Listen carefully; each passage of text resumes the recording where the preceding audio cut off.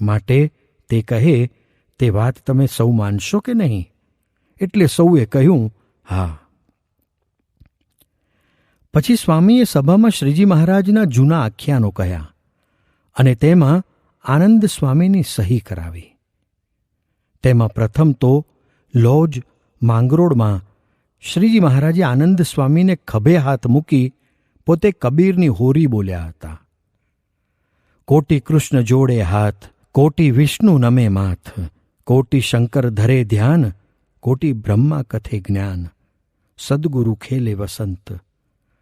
એ હોરી બોલીને મહારાજે આનંદ સ્વામીને પૂછ્યું, સ્વામી, એવા સદગુરુ કોણ? ત્યારે સ્વામીએ કહ્યું, મહારાજ, એ તો કાંઈ સમજાતું નથી. ત્યારે મહારાજે કહ્યું, એવો સદગુરુ તો આ સહજાનંદ સ્વામી છે. એ વાત કરીને આનંદ સ્વામીને પૂછ્યું, સ્વામી, તમોને મહારાજે આ વાત કહી હતી તે સાચી કે નહીં? ત્યારે સ્વામી બોલ્યા, હા, શ્રીજી મહારાજે આ વાત મને કહી હતી અને મને બરાબર યાદ છે.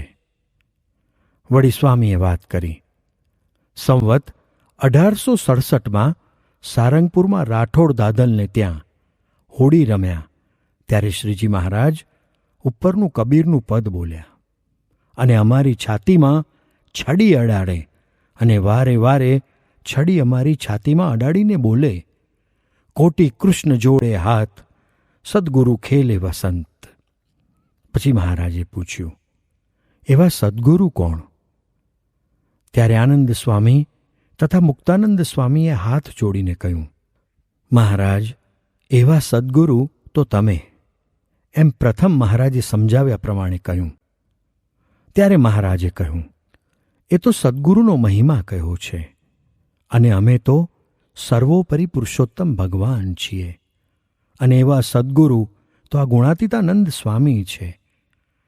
એમ અમારી છાતીમાં ફરી છડી અડાડી. એટલી વાત કરી સ્વામીએ આનંદ સ્વામીને પૂછ્યું, સ્વામી, આ વાત સાચી કે? ત્યારે આનંદ સ્વામી બોલ્યા, સ્વામી, સાવ સાચી. એમ સહી કરી દીધી. એટલી વાત કરીને સ્વામી બોલ્યા, નાગડકામાં વ્યાપકાનંદ સ્વામી દેખતા 24 અવતારોને મહારાજે પોતાની મૂર્તિમાંથી પ્રગટ કરી પાછા પોતાની મૂર્તિમાં લીન કરી દીધા. એ વાત તમામને વ્યાપકાનંદ સ્વામીએ કહી હતી તે યાદ છે? ત્યારે સ્વામી કહે, હા, બરાબર યાદ છે. વળી પર્વતભાઈને શાંતિ હાંકતા 24 અવતારના દર્શન કરાવી પોતાની મૂર્તિમાં લીન કરી દેખાડ્યા તે સાચી વાત છે?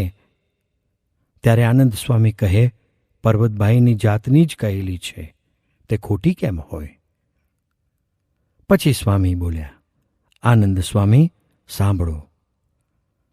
માંગરોળમાં સ્વરૂપાનંદ સ્વામીને મહારાજ કૃષ્ણરૂપે પહેલા દેખાણા અને પછી અક્ષરધામની સમાધિ કરાવી પોતાના પુરુષોત્તમપણાનો નિશ્ચય કરાવ્યો તે વાત જાણો છો? ત્યારે આનંદ સ્વામી કહે, સ્વામી, એ વાત પણ જાણું છું. અને સ્વામી, તમે જે આ લીલા ચરિત્ર સાંભળીને ભેગાં કરી રાખ્યા છે તે તમને ધન્ય છે કે મહારાજનું સર્વોપરી સ્વરૂપ પ્રવર્તાવવામાં આટલો દાખલો કરો છો. પછી સ્વામી બોલ્યા, એ તો ઠીક, પણ સ્વરૂપાનંદ સ્વામીને જ્યારે મહારાજે કહ્યું, સ્વામી, તમને ગોલોકમાં મોકલીએ? ત્યારે સ્વરૂપાનંદ સ્વામીએ કહ્યું, મહારાજ, इस खड्डे में तो પડે જ હૈ. એ વાત પણ સ્વરૂપાનંદ સ્વામી થકી તમે સાંભળી છે ને? ત્યારે આનંદ સ્વામી કહે, હા, સ્વરૂપાનંદ સ્વામી ઘણીવાર એ વાત કરતા. હવે છેલ્લી વાત. એમ કહીને સ્વામીએ આનંદ સ્વામીને કહ્યું, સ્વામી, જ્યારે અમદાવાદમાં મહારાજે નરનારાયણ પધરાવ્યા ત્યારે તમારું કાંડું જાલીને ઉત્તરાદી રૂપ ચોકીમાં ઊભા રહી વાત કરી હતી. આ ભરતખંડના રાજા નરનારાયણ છે. તેની મૂર્તિ કોઈ ઠેકાણે નથી, માટે અહીં પધરાવ્યા છે.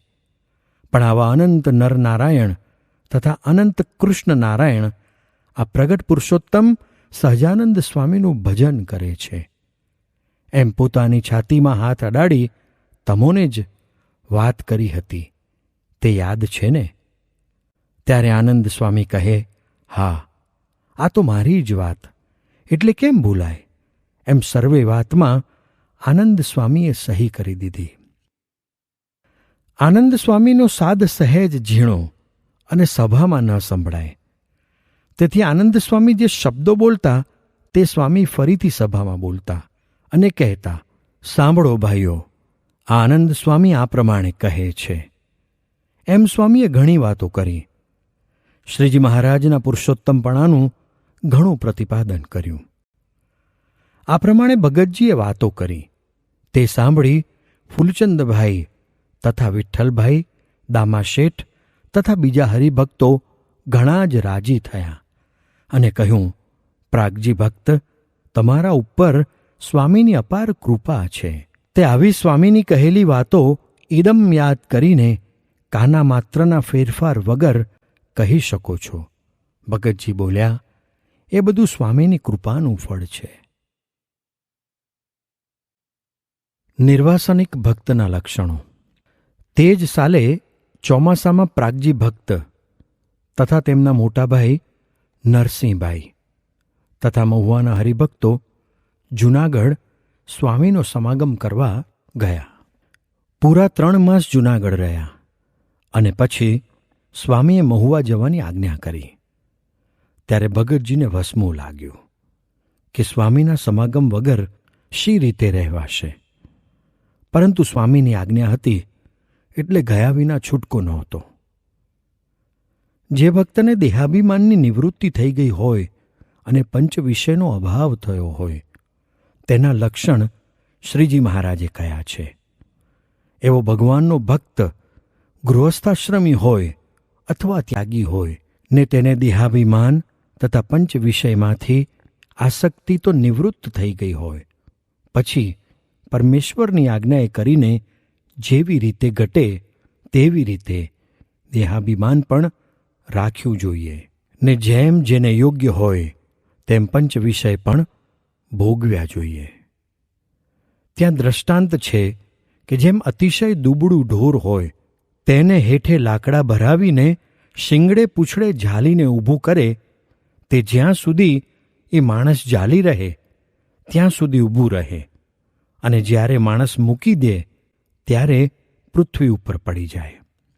તેમ જે નિર્વાસનિક હોય તેને તો જ્યાં સુધી પરમેશ્વર આજ્ઞાએ કરીને જેટલી ક્રિયામાં જોડે તેટલી જ ક્રિયાને કરીને રહેવા દે અને તેટલા જ વ્યવહારમાં જોડાય, પણ આજ્ઞાથી બહાર કાંઈ ન કરે.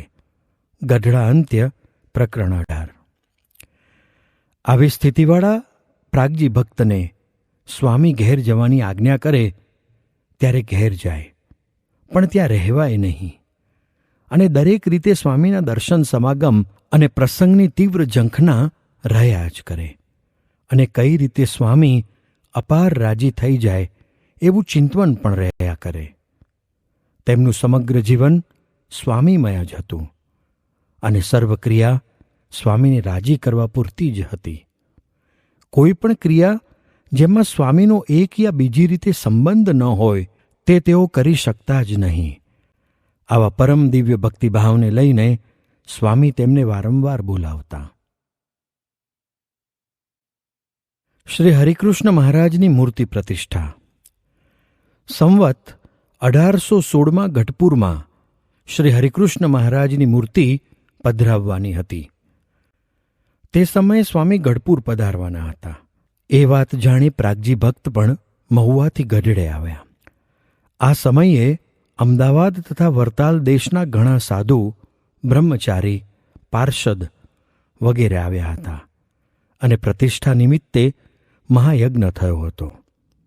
સ્વામીની ઈચ્છાથી પ્રાગજી ભક્ત આ સમયા પછી ગઢપુરમાં 2 માસ રોકાયા અને હરિકૃષ્ણ મહારાજ તથા ગોપીનાથજી મહારાજના વાઘા કરી આપી રઘુવીરજી મહારાજને પ્રસન્ન કર્યા.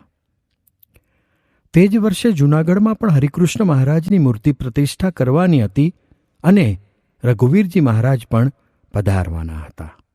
એટલે સ્વામીએ પ્રાગજી ભક્તને ગઢડેથી જૂનાગઢ બોલાવી લીધા. એક દિવસ સ્વામીએ તેમને કહ્યું, પ્રાગજી, મહારાજની મૂર્તિ માટે સારા સારા વાઘા સીવવાના છે, તે તું તૈયાર કર. સ્વામીની આજ્ઞા માથે ચડાવી સ્વામીને પ્રસન્ન કરવા પોતાની સર્વ કુશળતાની પરાકાષ્ઠા આ વાઘામાં મૂકી દેવી એવું નિશ્ચય કરીને ભગતજીએ એક અમૂલ્ય જામો સીવ્યો અને તેમાં સોનાના તાર વડે સોનાની ટીબકડીઓ જડીને ચિત્રો કાઢી અપાર કારીગરી અને કૌશલ્યનો નમૂનો બનાવ્યો. તે વાઘો તેમણે સમૈયામાં આવેલ બાવા ખાચર, અમરા ખાચર, મોટીબા તથા અભયસિંહ દરબાર વગેરેને બતાવ્યો અને સર્વે ખૂબ રાજી થયા અને દરેકે ₹100 આપ્યા. એમ સર્વ હરિભક્તોને બતાવતા બતાવતા ₹1000 ભેગા થયા. તે લઈને સ્વામીના ચરણે ધર્યા. ત્યારે સ્વામીએ પૂછ્યું, અલ્યા પ્રાગજી, આ રૂપિયા ક્યાંથી લાવ્યો? ત્યારે પ્રાગજીએ જામો બતાવીને કહ્યું, સ્વામી, આ જામો બનાવ્યો તે દરેકને બતાવ્યો. ત્યારે તેમણે રાજી થઈને આ ભેટ આપી છે. ભગતજીની આવી યુક્તિ, અપાર સેવાભાવ અને પોતાને જ એક રાજી કરવાનું તાન જોઈ સ્વામી અત્યંત રાજી થયા અને 2 વખત મળ્યા. આવી રીતે દરેક પ્રસંગે સેવા કરવી અને સ્વામીની અત્યંત કૃપા મેળવવી એ જ તેમનો ઈશક હતો. સ્વામીની પણ તેમના ઉપર પરિપૂર્ણ દ્રષ્ટિ હતી. તેથી તેમના વગર ક્ષણ માત્ર રહી શકતા નહીં. સમયા બાદ ભગતજી મહુવા ગયા અને વ્યવહારમાં પોતે મન જોડ્યું તથા સર્વે શુભ ક્રિયા કરવા છતાં બહાર વૃત્તિ થઈ ગઈ.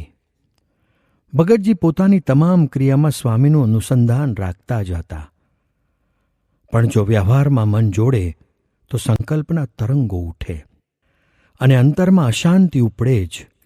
તેવું મુમુક્ષુને કેવળ બતાવવા જ નિત્ય સિદ્ધ યોગી એવા ભગતજી મહારાજનું આ ચરિત્ર મુમુક્ષુ ને સાધક કઈ દશામાં અને ક્યારે ઉપાસના માર્ગથી પડે છે તેના દ્રષ્ટાંતરૂપ બને છે.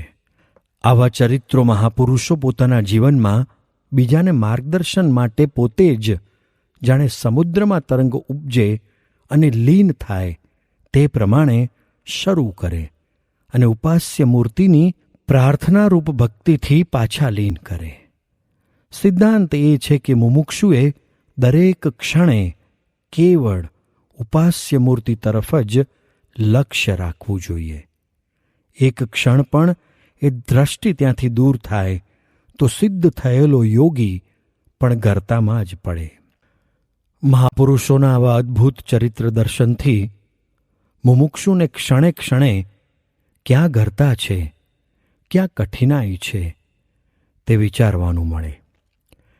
જે કેવળ મહાપુરુષોના દિવ્ય ચરિત્રનું જ ગાન કરે છે તે ભક્ત ભૂલો પડ્યો છે.